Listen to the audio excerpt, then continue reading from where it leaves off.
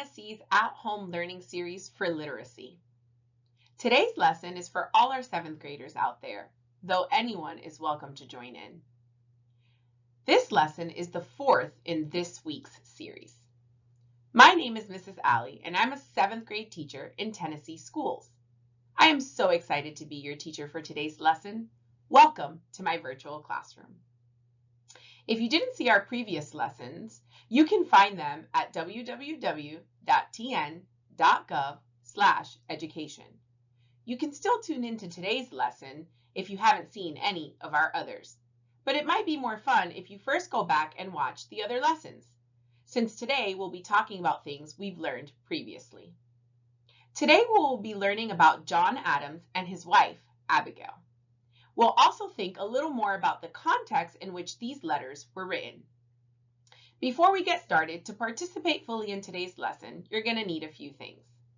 Some paper, a pencil, a hard surface to write on, and your notes from the last lesson, if you were able to watch. If not, that's okay.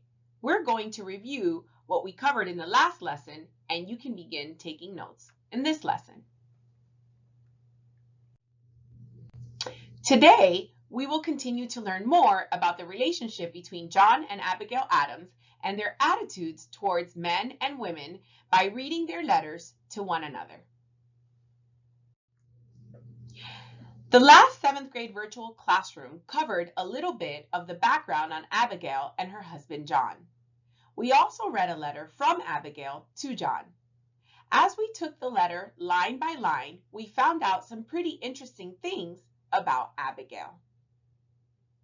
Let's start, though, with the historical background we covered.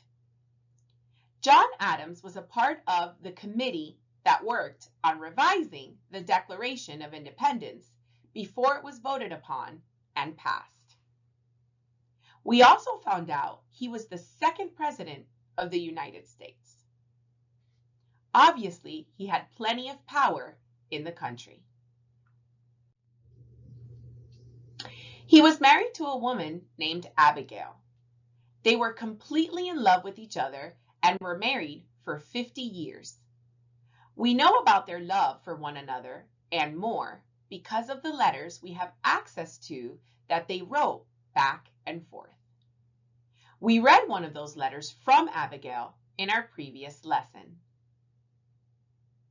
We found out in that letter, dated 4 months before the Declaration of Independence was voted upon, that Abigail was a very strong woman with very strong opinions about what should be made a law in the new country.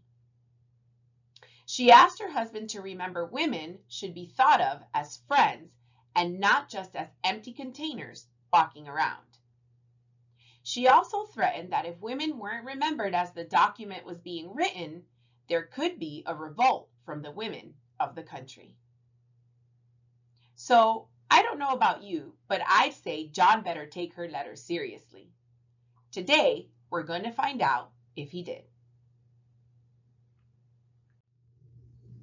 Today, our goal is to read and understand John's letter. We'll then look at both John's letter and Abigail's letter in the context of the time period. We will begin with me showing you what that looks like, and then there will be time for you to practice on your own with my support. Finally, I will assign you independent work you can complete after the video ends. Today, we're going to read John Adams's response to his wife Abigail's letter. I think you'll find while he totally understands her feelings, he also works to remind her that he has a whole country to think of. We'll chat about that in a few minutes. Before we start, I want to remind you about taking notes. For those of you who watched the previous lesson, just continue to take notes as you have been. If you didn't have a chance to watch the previous lesson, don't worry. I'm going to go over how to take your notes in a few minutes. First, let's read John's letter to Abigail to get a feel for what he is saying. April 14th, 1776. 76. As to your extraordinary code of laws, I cannot but laugh. We have been told that our struggle has loosened the bands of government everywhere, that children and apprentices were disobedient, that schools and colleges were grown turbulent, that Indians slighted their guardians, and Negroes grew insolent to their masters. But your letter was the first intimation that another tribe, more numerous and powerful than all the rest, were grown discontented. This is rather too coarse a compliment, but you are so saucy, I won't blot it out. Depend upon it, we know better than to rebel our masculine systems. Although they are in full force, you know they are little more than theory. We dare not exert our power in its full latitude. We are obliged to go fair and softly, and in practice, you know we are the subjects.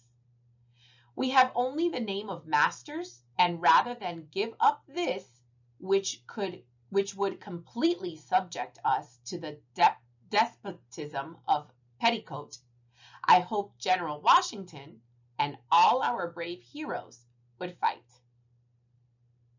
I am sure every good politician would plot, as long as he would, against despotism, empire, monarchy, aristocracy, oligarchy, or ochlocracy. Wow, there are a lot of unfamiliar words in there, aren't there? Words that we don't use anymore today. It was tough to read. Let's continue. All right, there's a lot there, but just like before, we'll take it a couple of lines at a time until we fully understand what he's saying. First, let's talk about taking notes. Since this letter is going to be from John, I will write at the top of my paper, letter from John. Let's do that.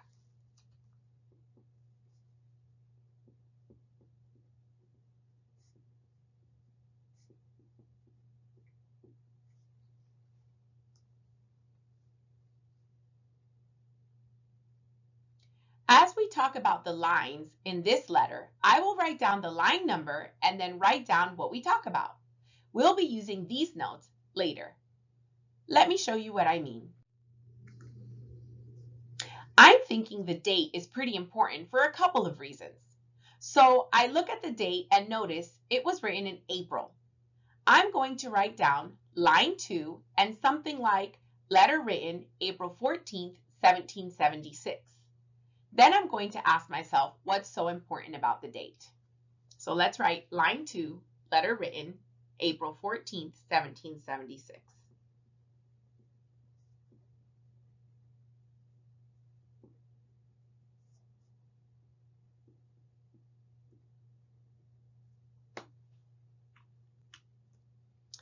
The first reason it's important is because it was written before the Declaration of Independence was finalized.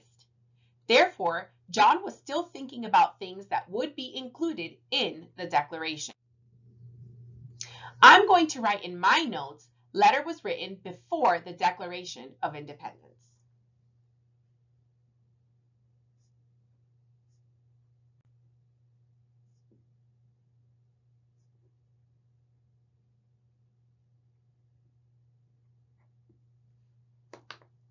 Then I remembered Abigail's letter was written on March 31st. Abigail's letter took almost 15 days to get to John. Why? Well, remember, there was no U.S. Postal Service or Amazon, so communication was very slow. I'm thinking I'm going to add to my notes that the letter took 15 days to arrive.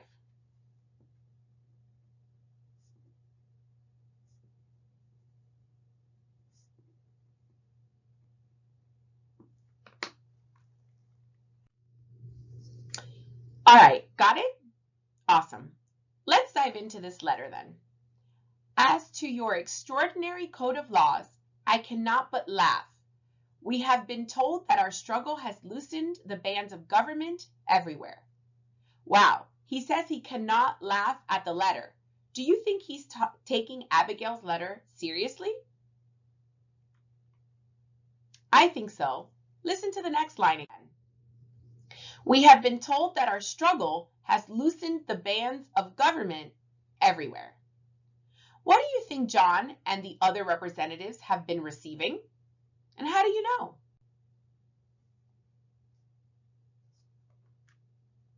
Awesome. Yes. He and the others have been receiving a lot of letters about what should and shouldn't be a law. And people who don't get their way will cause an uprising. I found it in line 5 where it says, our struggle has loosened the bands of government everywhere. So let me ask again. Do you think that John is taking Abigail's letters seriously? I totally agree. I think that he is. Then why would he say he cannot but laugh?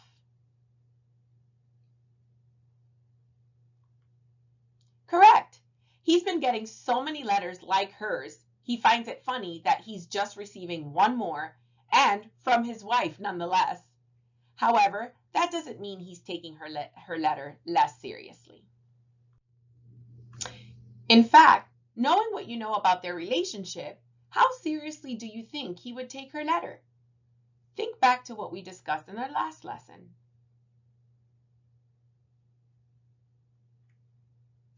Yes, because they are so close and he considers her a friend, her words would carry quite a bit of weight. Remember to keep taking notes. So here, I might write lines 4 and 5. Even though John says he laughs, he still respects his wife's words.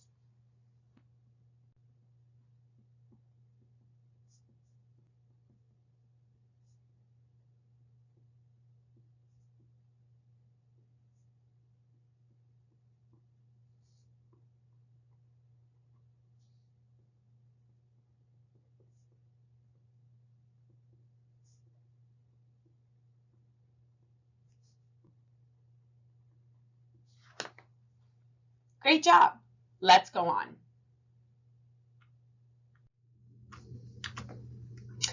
That children and apprentices were disobedient, that schools and colleges were grown turbulent, that Indians slighted their guardians and Negroes grew insolent to their masters.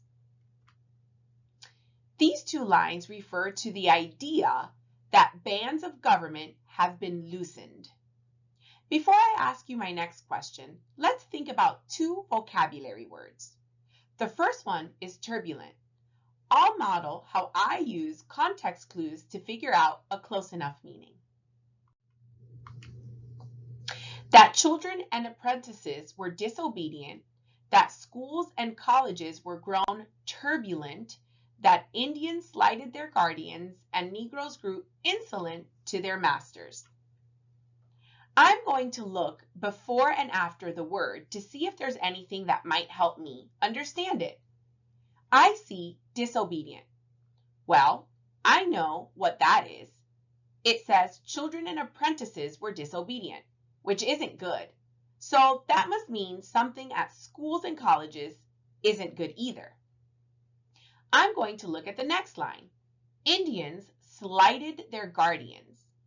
I'm not sure what slighted means either, but I'm seeing a pattern of stuff that doesn't seem good going on. For now, I'm going to think turbulent is something that is not good. As I continue to read, I come across the word insolent. I have to look that one up. Insolent means showing a lack of respect. So I'm close enough. Turbulent means something not so good. Now, I'm going to reread the passage, inserting the definitions I've either looked up or tried to figure out in context. Here it goes. That children and apprentices were disobedient, that schools and colleges were not doing something good, that Indians slighted their guardians and Negroes grew disrespectful to their masters. Here's the next line. Listen and think about the tone of the line. Remember, we discussed tone in a previous lesson with Poe. It's the attitude an author takes toward what he or she is writing about. Here's the excerpt. This is rather too coarse a compliment, but you are so saucy, I won't blot it out. The compliment he's talking about is referring to she and the other women as a tribe. Why would John say that calling them a tribe is too coarse or rough? Good. Remember, this is during a time in our country when there were a lot of groups of people that were looked down upon, including Native Americans. So referring to she and the other women as a tribe would be far from a compliment. First, what is John saying is happening around the country with all sorts of people groups?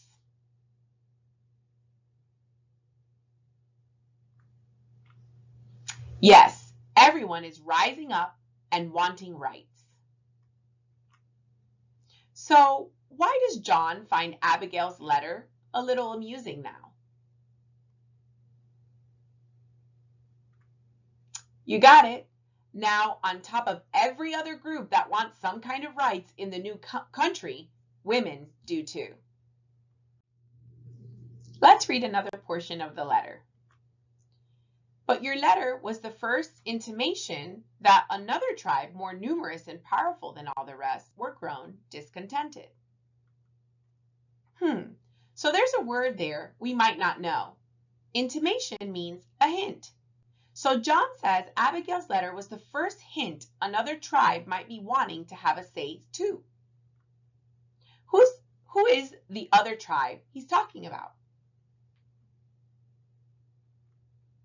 Well, he could be talking about his wife here, but I'm focused on the word tribe.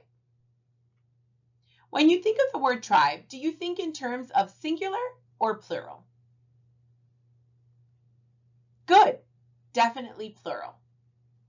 So who is the tribe he is talking about? Great, the tribe here is women. Now women want to have a say too. Let's look at the word saucy. John calls Abigail saucy, meaning that she is very bold. Look at this excerpt. This is rather too coarse a compliment, but you are so saucy, I won't blot it out. Why would John say comparing her to a tribe might be a little harsh, but he's going to say it because she's being really bold right now? I would agree. John doesn't seem to be too happy with her because of her boldness. So he's going to admit the word tribe might be a little harsh, but she should not be so bold either. Now for our tone question. What do you think about the tone in these lines?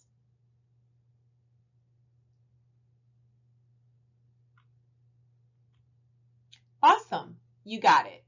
I think it might be a little angry. Great job. Here's another excerpt. Depend upon it, we know better than to repeal our masculine systems. Although they are in full force, you know they are little more than theory. We dare not exert our power in its full latitude. Repeal means to take back, and masculine means having quality of a man. I'm going to reread this again, this time paying attention to what John is saying about giving women more rights. Depend upon it, we know better than to repeal our masculine systems. Although they are in full force, you know they are little more than theory. We dare not exert our power in its full latitude. What is John saying in line 14? Wow, right? He basically says there is no way the new laws are going to roll back the current system that puts men at the top. Now remember, this is a different time period from present day. We'll touch more on that in our final lesson this week. Then in line 15, he says, we dare not exert our power in its full latitude. Does he think they are using all of the power as men already? Nope, you're right.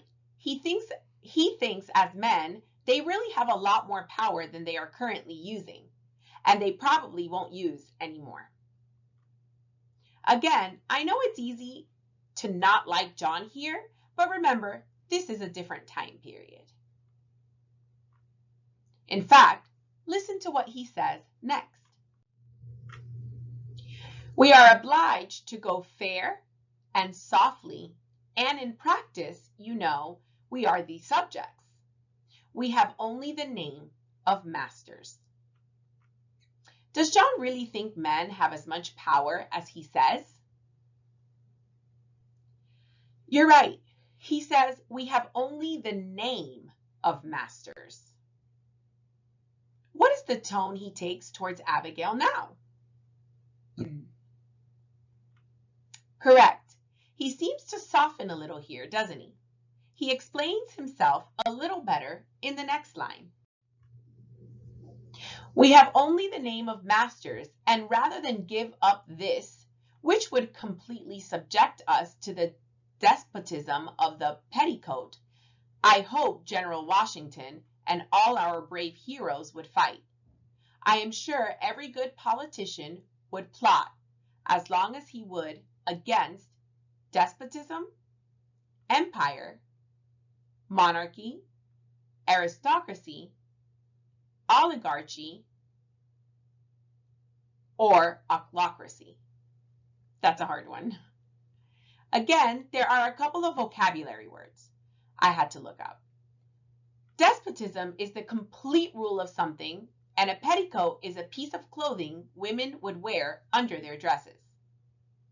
How does the fact that John says he has to be careful not to give up complete control to women, justifying saying he has to at least keep up the appearance that men are in charge?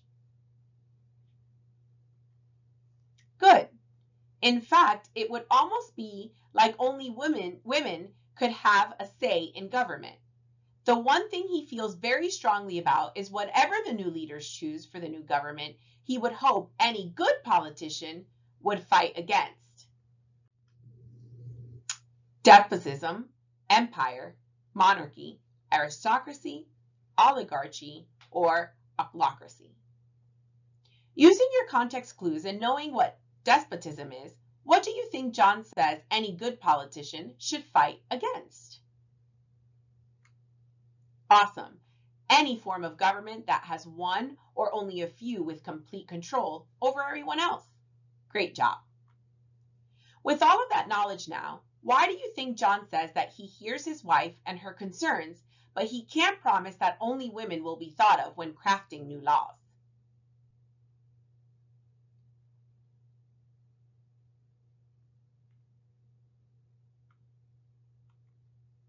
You got it. That would make women deciding the laws for everyone. The very thing he and other politicians are fighting against.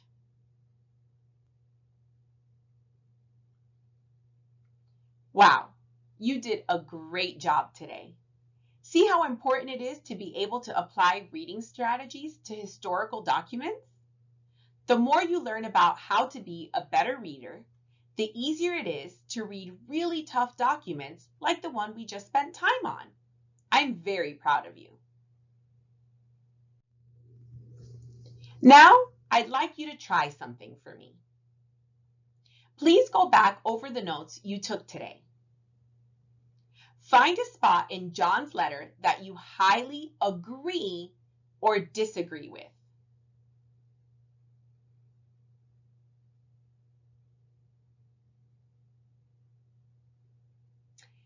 Name that spot and write a paragraph to explain your feelings. Let's go over that one more time because you're going to be doing this on your own. Remember, if you ever need to review anything or any part of our lesson, you can find it at www.tn.gov/education, and you can review the lesson and even pause when necessary. So again, our independent practice for today is to go back over your notes that you took on today's lesson, specifically John Adams's letter or response to Abigail. Find a spot in John's letter that you either highly agree with or disagree with. Then I want you to name that spot or explain that spot, what part of the letter it is that you agree or disagree with, and write a paragraph and explain your feelings about why you agree or disagree with it. I enjoyed working on John Adams's letter with you today. Thank you so much for inviting me into your home. I look forward to seeing you in our next lesson in Tennessee's At Home Learning series. Goodbye.